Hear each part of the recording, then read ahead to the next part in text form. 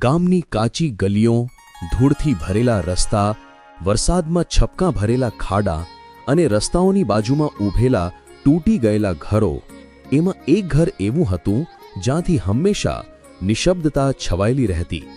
એ ઘરમાં રહેતી હતી કવિતા, ગામની અનાથ છોકરી. નાની ઉંમરથી જ એની ઉપર સંસારનો ભાર આવી ગયો હતો. કવિતાના માતા પિતા બંને એક અકસ્માતમાં વહેલી વયે દુનિયા છોડીને ચાલ્યા ગયા. ત્યારે કવિતા ફક્ત 10 વર્ષની હતી. ગામવાસીઓએ 2-4 દિવસ સહાનુભૂતિ બતાવી, રડ્યા, સાંત્વના આપી, પરંતુ સમય સાથે બધું ભૂલી ગયા. અનાથ બાળકની જવાબદારી કોણ લે? બધાને પોતાની ગરીબી અને પોતાની સમસ્યાઓ હતી. કવિતાને શરૂઆતમાં એક દૂર સંબંધની કાકી પોતાના ઘરે લઈ ગઈ, પરંતુ થોડા મહિના પછી એ કાકી પોતે જ કહેવા લાગી કે આ છોકરીને હું કેટલા દિવસ સુધી ખવડાવું? મારા પોતાના બાળકોને જ પૂરતું નથી. આમ કવિતા ફરીથી પોતાના ખાલી પડેલા ઘરમાં આવી ગઈ. ત્યાં ન તો બાપુના હાથની રક્ષા હતી, ન તો માની મમતા, માત્ર એકાંત, ગરીબી અને તરસ. એના બાળપણથી જ કામ કરવાની ફરજ પડી ગઈ. ક્યારેક પાડોશીઓના ઘરમાં વાસણ ધોઈ લેતી, ક્યારેક ખેતરમાં નિંદણ કરતી, તો ક્યારેક ઘર ઘર જઈને દૂધ છાસ લાવતી. એના હાથોમાં બાળક જેવી કોમળતા નહોતી, પણ એક મજૂર જેવી કઠિનતા આવી ગઈ હતી. છતાં ચહેરા પર એક શાંત સ્મિત હંમેશા દેખાતું. એ જાણે પોતાના દુઃખને છુપાવવાનો કળા શીખી ગઈ હતી. ગામના બાળકો જ્યારે શાળાએ જતા ત્યારે કવિતા દૂરથી તાકીને જોતા રહી જતી. એને પણ અભ્યાસ કરવાનો ખૂબ શોખ હતો, પરંતુ પુસ્તક ખરીદવા પૈસા ક્યાંથી લાવે? ઘણા દિવસ એણે ગામની શાળાની બાજુમાં બેસીને શિક્ષક શું શીખવે છે એ સાંભળ્યું હતું.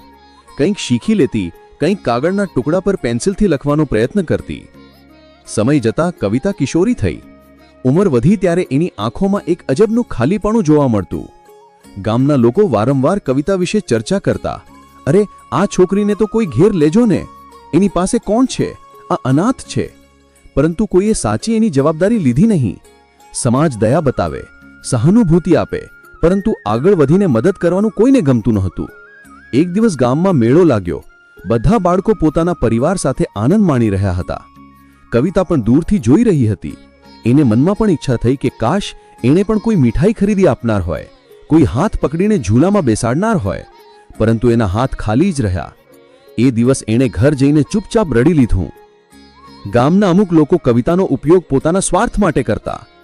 તું મારા ઘરે કામ કરી દે, બદલે તને જમાડીને મોકલી દઈશ. આ રીતે એના પરિસ્થિતિનો લાભ લેવાયો. કવિતા કદી ફરિયાદ ન કરતી. એ જાણતી હતી કે દુનિયામાં એની વાત સાંભળનાર કોઈ નથી. એવી જ પરિસ્થિતિમાં એક વૃદ્ધ શિક્ષક જે ગામની શાળામાં હતા, કવિતાને વારંવાર જોતા. એણે સમજ્યું કે આ છોકરી ખૂબ બુદ્ધિશાળી છે. એક દિવસ એણે કવિતાને બોલાવી અને પૂછ્યું, બેટી, તને અભ્યાસ કરવાનો શોખ છે? કવિતાની આંખો ચમકી ઉઠી. એણે ધીમા અવાજમાં કહ્યું, હા ગુરુજી, પરંતુ મારા પાસે પુસ્તકો નથી. શિક્ષકે પોતાના જૂના પુસ્તકો કવિતાને આપી દીધા. હવે કવિતા રાત્રે દીવો બળડાવી અભ્યાસ કરતી. થાકેલી દેહ, કામથી ભરેલા હાથ, છતાં આંખોમાં સપના હતા. એને લાગતું કે જો અભ્યાસ કરશે તો કદીક પોતાનું જીવન બદલી શકશે. પરંતુ ગામનો સમાજ એના સપનાનો શત્રુ બની ગયો. લોકો કહેવા લાગ્યા, અરે આ છોકરી મજૂરી કરવા માટે જ જન્મી છે, એ શીખીને શું કરશે? છોકરીઓને શીખવવામાં શું ફાયદો? આ કઠોર શબ્દો સાંભળીને પણ કવિતા કદી હાર માની નહોતી. એણે વિચાર્યું કે હું જો મજબૂત બનીશ તો મારી જેમ બીજી છોકરીઓને પણ હિંમત મળશે. વર્ષો વીતી ગયા. કવિતા હવે યુવાન બની ગઈ. એની આંખોમાં હજુ પણ એક અજોડ ચમક હતી. એણે શિક્ષકની મદદથી થોડું અભ્યાસ પૂરું કર્યું અને ગામના નાના બાળકોને ભણાવવાનું શરૂ કર્યું. જે બાળકો પહેલા એને અનાથ કહી ચીડવતા, એ જ હવે એની પાસે શીખવા આવતા. કવિતાને આમાં આનંદ મળતો, પણ એનું જીવન સરળ નહોતું. હજી પણ એ ગરીબીમાં જ જીવતી હતી. ખાવા માટે ક્યારેક પૂરતું અનાજ મળતું, ક્યારેક નથી મળતું. ઘણી વખત ભૂખ્યા પેટી સૂઈ જતી. છતાં એના ચહેરા પરનું સ્મિત કદી ગુમ ન થતું હતું. ગામમાં લોકો કહેવા લાગ્યા, અરે આ છોકરી સાચે જ લોખંડ જેવી છે, પણ દિલમાં સોનું ધરાવે છે. એક દિવસ ગામમાં ભારે વરસાદ પડ્યો. ઘણા ઘરો તૂટી ગયા. કવિતાનું નાનું ઘર પણ ધરાશાયી થઈ ગયું. એ વરસાદમાં ભીંજાઈને એક વૃક્ષ નીચે બેસી રહી, પરંતુ એણે બીજા ગામવાસીઓને મદદ કરવા પોતે આગળ આવી. પોતાના માથા ઉપર છત ન હોવા છતાં એ બીજાના બાળકોને સુરક્ષિત જગ્યાએ લઈ ગઈ, વૃદ્ધોને મદદ કરી. એના આ ત્યાગથી ગામના લોકોને સમજાયું કે આ છોકરી સામાન્ય નથી. સમય જતાં કવિતાની કહાણી ગામની બહાર પણ ફેલાઈ ગઈ. નજીકના શહેરની એક સંસ્થાએ એના વિશે સાંભળ્યું અને એણે કવિતાને મદદ કરી. એને અભ્યાસ આગળ વધારવા સ્કોલરશિપ મળી. કવિતાએ એ તક ગુમાવી નહીં. એણે મહેનત કરી, અભ્યાસ પૂરું કર્યું અને પાછું પોતાના ગામમાં આવી બાળકો માટે નાની શાળા શરૂ કરી. આજે કવિતા ગામની ઓળખ છે. જે ગામ પહેલા એને અનાથ કહી અવગણતું હતું, એ જ હવે એને અમારી દીકરી કહી ગર્વ કરે છે.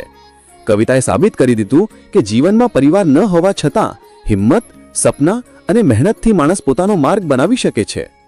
કવિતાની આંખોમાં હજુ પણ ક્યારેક એક ખાલીપણું દેખાય છે જ્યારે પોતાના માતા પિતાને યાદ કરે છે. પરંતુ એણે એ દુઃખને બીજાના સુખમાં બદલી નાખ્યું છે. એણે ગામની અનેક અનાથ છોકરીઓને ભણાવવાની જવાબદારી લીધી છે, જેથી કોઈ દીકરી ફરીથી એની જેમ એકલી ન રહી જાય. આ વાર્તા એક એવી છોકરીની છે જેણે ગરીબી, અનાથપણું અને સમાજના તિરસ્કાર વચ્ચે પણ હિંમત ગુમાવી નહીં. એણે પોતાનો માર્ગ પોતે બનાવ્યો અને બીજાઓ માટે પ્રેરણા બની.